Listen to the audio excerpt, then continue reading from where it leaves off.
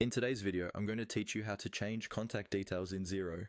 Keeping your organization's contact details up to date in Xero is really important. It affects things like your invoices, quotes, statements, and any automated emails that go out to customers and suppliers.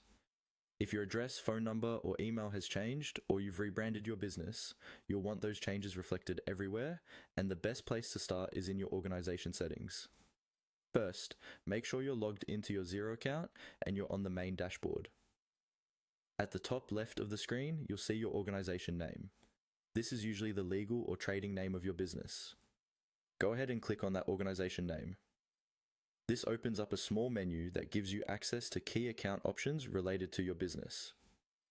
From that drop-down menu, look for the option labeled Settings and click on it.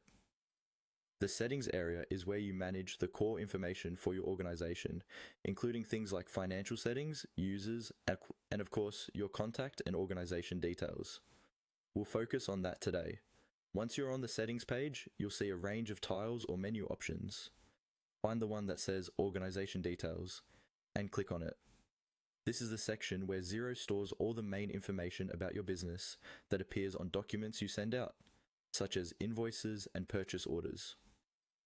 When the Organization Details page opens, you'll see fields for things like your legal or trading name, physical address, postal address, phone number, email address, and possibly website and other contact information. Carefully type in or update the details you want to change.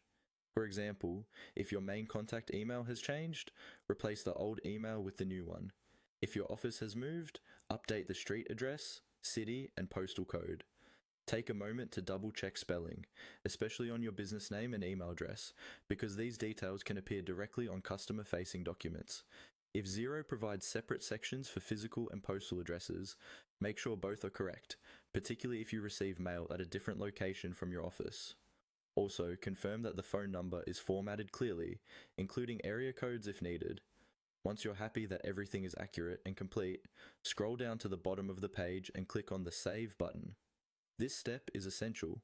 If you navigate away without saving, your changes won't be applied. After saving, your updated contact details will now be used across Xero,